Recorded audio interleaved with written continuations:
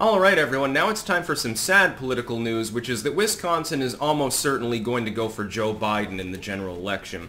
And that's because of one important court decision there.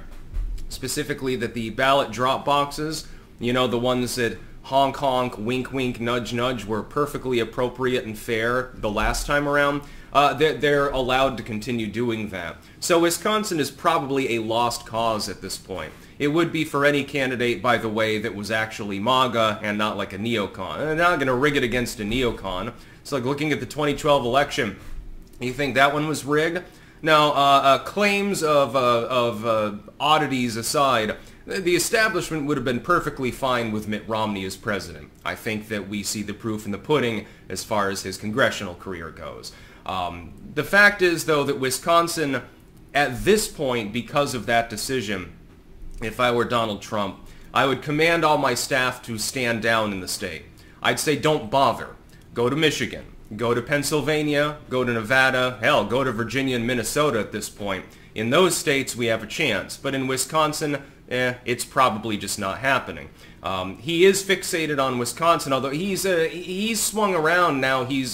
I think that this is a feint more than anything else. He's saying he's interested in New Jersey and New Mexico. Minnesota, I agree with. I think it's a little bit of a waste of time to go after New Mexico. Biden would probably have to lose another 5 points of support before that state would feasibly be in play. Possible? Yes. I mean, if anyone can pull it off, it'd be somebody like Donald Trump. But, again, it's a long shot, maybe a 10% chance. In Wisconsin, it's more like a snowball's chance in hell, though, because the vote will be rigged. It will not be rigged in Pennsylvania. It will not be rigged in Florida. It will not be rigged in Georgia, they've defortified, or North Carolina, some of these states. By the way, again, you can get to 270 fairly easily with the states that do not have any fortification going on. You've got a chance, again, in Virginia and some of these other places. I would be in Roanoke right now, or something like that, if I were Donald Trump. Roanoke, Virginia, that is. Roanoke, Virginia. Some people think that I was referring to Texas and Anton. I don't think you need to campaign too much in Texas. Might be good for Trump to hit up the Dallas suburbs, though. I'm sure Anton would be in attendance there. Just a couple of rallies is pretty much all you need there. Same with some of these other states that are like, well, it's only 8 points red, but it's 8 points red. It's not really a priority. You have to focus and use strategy. You send a proxy, a surrogate down there. Like DeSantis right now is campaigning for Trump, and he's mainly hitting up Florida.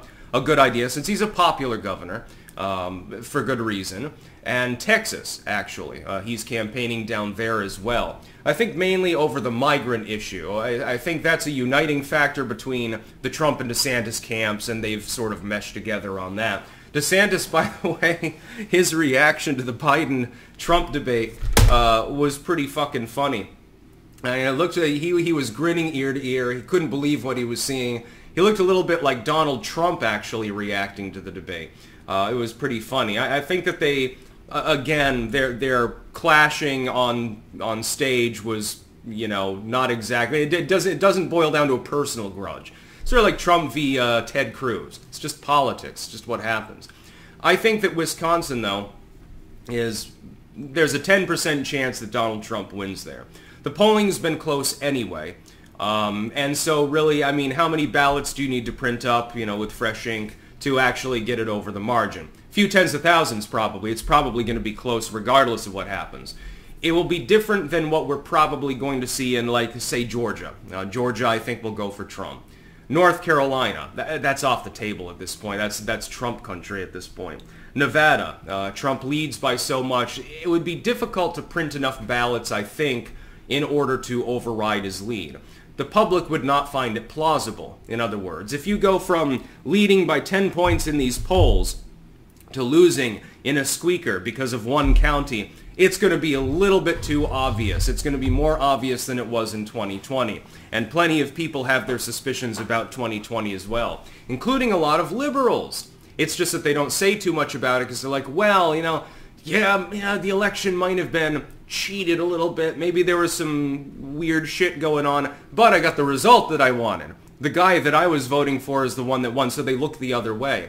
By the way, any partisan bloc of voters would do the same thing. Yes, that includes Trump fans. If shenanigans had favored Trump, a lot of Trump fans would say, well, yeah, there might have been some dirty dealing, but the right guy won. It's unfortunate that people think this way, by the way. I would not be one of them myself. But no, I think that Wisconsin goes blue. I don't think there's much of a chance for Trump there. Because what you're going to end up with is like 4 a.m. ballot drop-offs. Well, we just found a bunch of extra ballots. Just feed them into the machine, you know, and make sure that there are no cameras around. What I would recommend to people in Wisconsin, if you happen to be adjacent to one of these particular boxes, train a webcam on it and live stream it. Or at the very least have a camera on it and record what's going on. And make sure that there's no funny stuff going on.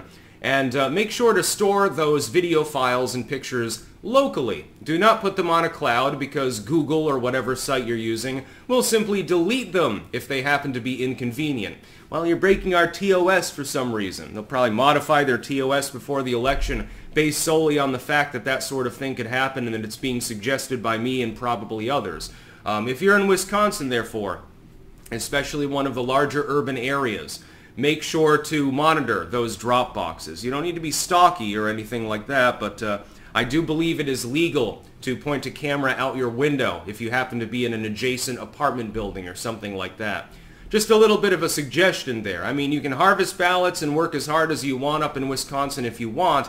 It's just because of this particular ruling, I can't see a feasible scenario in which Donald Trump gets a fair shake there.